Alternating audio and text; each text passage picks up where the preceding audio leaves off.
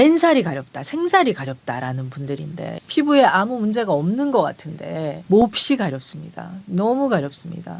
평소에 긴장감이 지나친 분들이 많고요. 긴장이 많이 되다 보니까 피부도 오그라들어 있고 메말라 있습니다. 기름기도 하나도 없고요. 수분과 함께 유분이 같이 부족한 분들이 여기에 해당이 되는데요.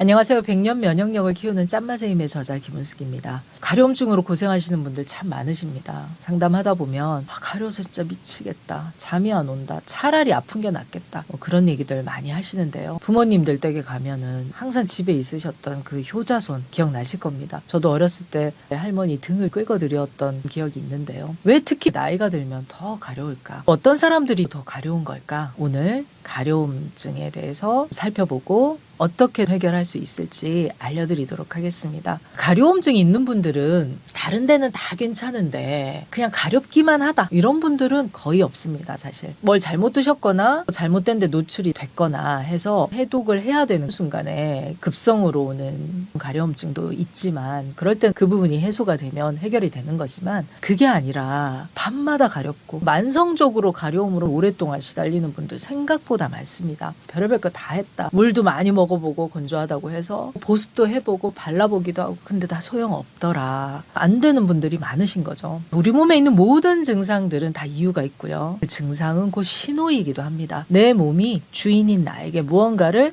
알리기 위한 신호인데요. 신호이면서 문제를 해결하기 위한 치유 반응이기도 합니다. 그럼 왜 가려울까? 가려움을 통해서 뭘 얘기하려고 하는 걸까 생각을 해볼 필요가 있는데요. 가렵다는 것은 내 몸이 해독이 되지 않는다는 신호기도 하고요. 또 이쪽으로 혈액을 보내달라는 신호기도 합니다. 긁어서라도 피를 돌게 만들어 달라는 거죠. 그럼 무조건 가렵다고 긁지 말아야 되냐? 그것도 아니고요. 가려워서 미칠 것 같은데 뭐 어떻게 해야 되는가? 오늘은 가려움증의 종류에 따라서 해결 방법 살펴보도록 하겠습니다. 첫 번째 이 가려움증은 등이 가려운 분들인데요. 우리 몸에서 신장과 방광은 찌꺼기를 빼내고 짜내는 역할을 합니다. 짜낼 수 있는 이 짠맛의 힘이 이제 담겨 있는 곳이죠. 찌꺼기나 노폐물을 짜내지 못했을 때 생기는 여러 가지 문제 중에서 대표적인 것이 염증에 시달린다는 건데요. 이 신장과 방광의 힘이 약해졌을 때 우리 몸은 밖으로 온전하게 배설을 잘 하지 못합니다. 소변으로도 시원하게 안 나가고 대변도 잘 안 나가고 그래서 주로 등이 가려운 분들 보면 변비가 있거나 소변을 자주 본다든지 여러 가지 대변 소변에 문제가 있는 분들 많습니다. 평소에 땀도 잘 안 흘리시는 분들 많고요. 몸도 찬 분들이 많고요.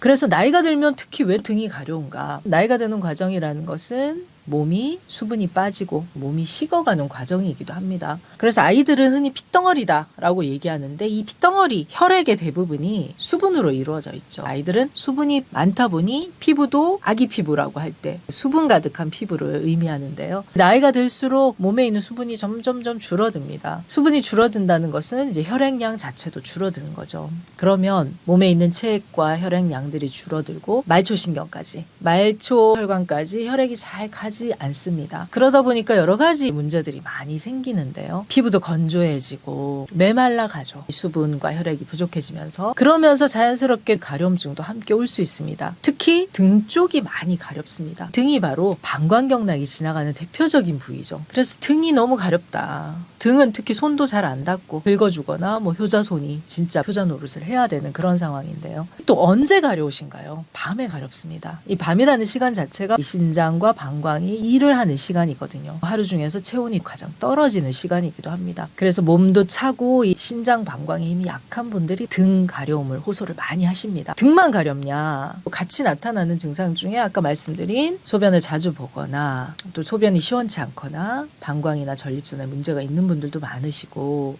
변비에 시달리시는 분들도 꽤 있으시고요. 등이 아프거나 허리가 안 좋은 분들도 많으십니다. 다 연관이 되는 부위고요. 탈모가 일어나서 고민인 분들도 많으시고 머릿결이 안 좋다든지 그리고 눈이 뻑뻑해서 힘든 분들도 많으십니다. 우리 몸에 수분이 부족해서 오는 여러 가지 증상들이 함께 나타나고 특히 신장경락, 방광경락 쪽에 문제가 두드러지게 나타나는 거죠. 자다가 쥐가 나서 깨기도 하고요. 발바닥이 아프거나 뜨겁기도 하고요. 족저근막염, 하지정맥류 이런 거 있으신 분들도 꽤 있으십니다. 자, 그러면 이런 경우 어떻게 할까요? 신장과 방광경락이 잘 소통할 수 있도록 힘을 만들어주는 거죠. 짜내는 힘이 제 역할을 할 수 있도록 짠맛의 힘인 소금이 필요합니다. 그래서 평소에 음식도 짭짤하고 간간하게 해서 드시고요. 식사 외에 따뜻한 소금차 혹은 소금물 드시는 것도 도움이 됩니다. 언제 드시면 좋은가? 평소에 식사는 짭짤하게 하시고 가려운 순간에 집중적으로 드시면 됩니다. 주로 밤에 많이 가려우시기 때문에 저녁 시간, 밤 시간에 이 소금물, 소금차를 타놓으시고 따뜻하게 해서 드시면 좋고요. 머리에서부터 시작하는 이 방광경락 쪽으로 굳어있는 분들이 많아서 자세도 이렇게 허리도 꼬부라져 있거나 어깨가 굽어 있거나 등이 굽어 있거나 이런 분들이 많습니다. 등을 풀어주는 운동 중요하고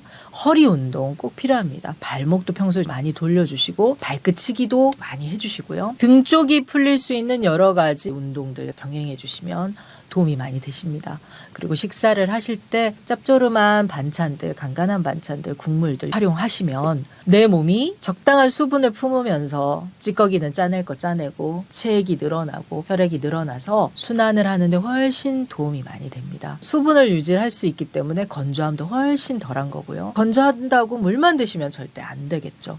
우리 몸은 항상성 유지를 위해서 일정한 염도를 늘 맞추려고 하는데요. 몸속에 염분은 부족한데 물만 드신다? 그러면 어떤 일이 일어날까요? 소변만 자주 마렵습니다. 억지로 마신 물이 내게 되지가 않는 거죠. 억지로 물이 넘어가지도 않습니다. 물 먹기가 너무 힘든 거죠. 소금을 0.9%나 1% 정도 내 몸 체액과 비슷한 정도의 농도로 타셔서 소금물이나 혹은 소금 드시고 물로 넘기시는 이런 방법도 괜찮습니다. 염분을 꼭 보충을 해주시고요. 신장 방광경락이 살아나면서 가려움증이 좋아지실 수 있습니다. 그리고 두 번째 이 가려움증도 흔히 겪는 것 중에 하나인데요. 맨살이 가렵다, 생살이 가렵다라는 분들인데 피부에 아무 문제가 없는 것 같은데 몹시 가렵습니다. 너무 가렵습니다.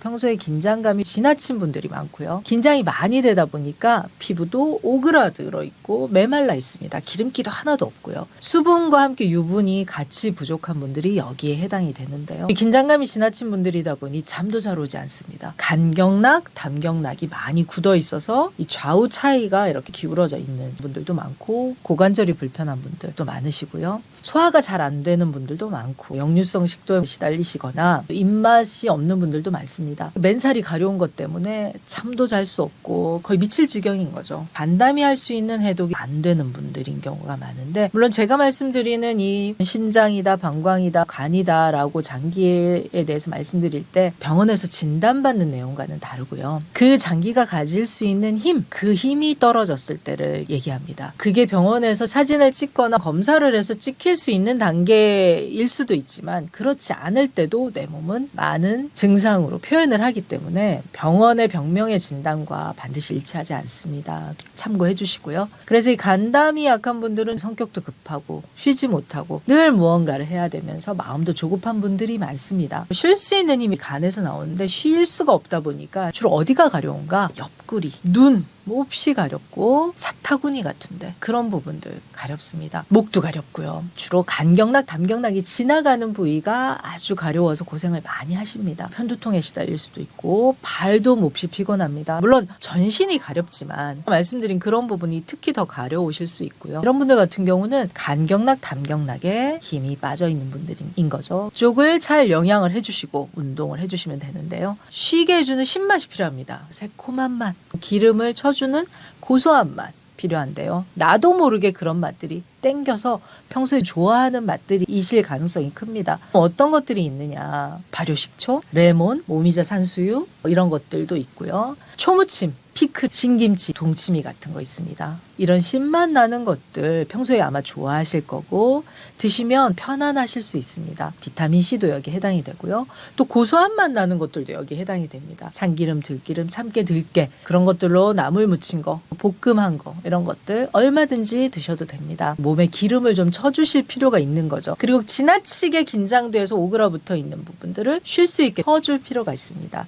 내 안에 쉬는 힘을 채워주시면 이 오그라들어 있고 메말라 있던 부분들이 부드러워집니다. 이 부드러워져서 이 가려움증이 해소가 되는 거죠. 목과 고관절, 팔 운동을 충분히 해주시면 좋은데요. 옆구리 늘리기, 목 운동, 고관절 풀기, 발을 많이 만져주시고 풀어주시면 간경락, 담경락 활성화되고 힘이 많이 생깁니다. 간담이 약한 분들은 주의하셔야 될 게 매운맛, 단맛 주의하셔야 됩니다. 아마 경험을 해보시면 맵고 단 거 먹었을 때 가렵다는 거 많이 느끼실 텐데 왜 그러냐. 이 매운맛은 긴장을 시켜서 쪼여주는 맛입니다. 그래서 이 매운 게 들어가면 더 긴장이 되죠. 가려움이 더 심해질 수 있습니다. 가려움이 있을 때는 당분간 매운 거, 많이 단 거 이런 것들은 특히 매운맛은 주의를 하실 필요가 있고요. 매운맛을 끊는 것도 하나의 방법인데요. 근데 가끔 생각나서 드셨다 하면 신맛 나는 것으로 보충을 해주셔야지 이 밸런스가 맞아집니다. 부드러워지면서 풀린다. 그리고 세 번째는 앞에 있는 두 가지하고는 양상이 다른 가려움인데요. 모양도 좀 다릅니다. 두 가지의 가려움은 이제 긴장되고 단단해져서 오는 여러 가지 가려움이라면 이 세 번째 가려움은 위장이 탈이 났을 때 가려움인데요. 퍼지면서 생기는 가려움입니다. 앞에 가려움증 같은 경우는 맨살이 가려운 분도 있는데 오돌도돌도돌하게 작은 것들이 나는 분들도 있고 닭살이 생기는 그런 분들도 있습니다. 그런데 이 세 번째의 이 가려움증 같은 경우는 넓게 퍼지는 그런 두드러기로 인한 가려움인데요. 평소에 위장의 힘이 약했던 분들 중에서 무언가 잘못 드셨거나 과식을 하셨다든지 상한 것을 드셨다든지 그래서 이럴 때는 위장경락을 살펴주셔야 되는데요. 주로 어디가 가렵냐 하면 배, 허벅지 그런 데가 번글번글하면서 많이 가려우실 수 있고 입 주변이 부르트거나 가려울 가능성도 큽니다. 유방이나 젖꼭지 이런 데가 가려운 분들도 있고요. 이쪽이 바로 위장경락이 지나가는 부위들이기도 하고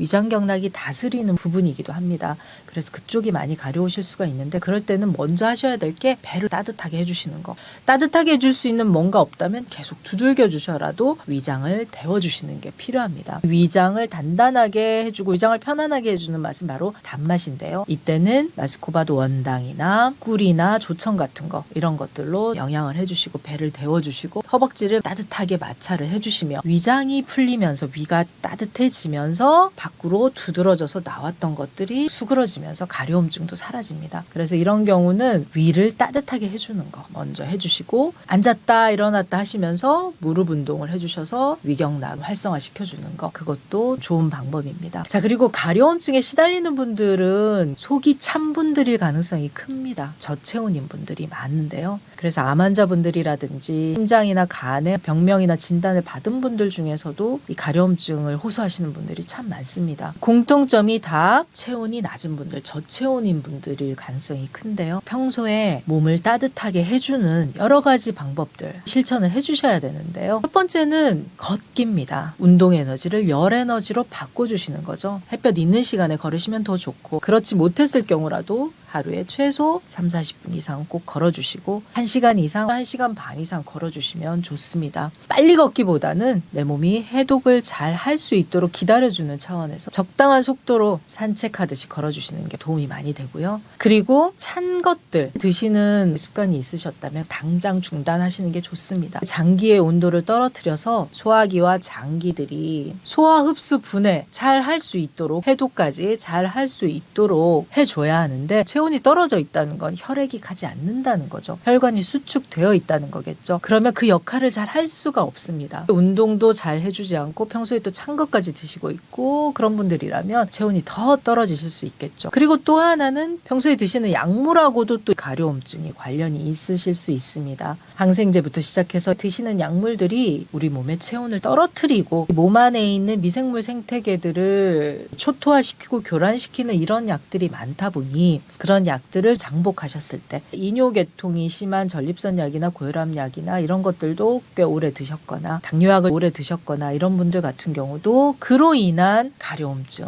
있을 수 있습니다. 그 부분도 근본 원인을 해결하는 방법으로 약물이 아니라 이 섭생을 통해서 근본적으로 몸을 튼튼하게 하고 균형을 맞춰서 뿌리를 튼튼하게 하는 방법을 방향 전환을 해보시면 좋을 것 같습니다. 우리 안에는 스스로 치유하고 살리는 놀라운 생명력, 치유 본능이 있습니다. 내가 의식하지 않아도 내 몸은 늘 주인인 나를 살리려고 애쓰고 있는데요. 내가 그 신호를 읽어봐주고 몸의 지혜를 깨워주신다면 건강 어렵지 않습니다. 다른 누구의 이야기가 아닌 내 몸과 먼저 소통하시고 내 몸이 하는 이야기에 귀를 기울여 주세요. 그 안에 답이 있습니다. 치유 본능 깨워 건강 자립하실 수 있도록 고마운 TV가 여러분과 함께 하도록 하겠습니다.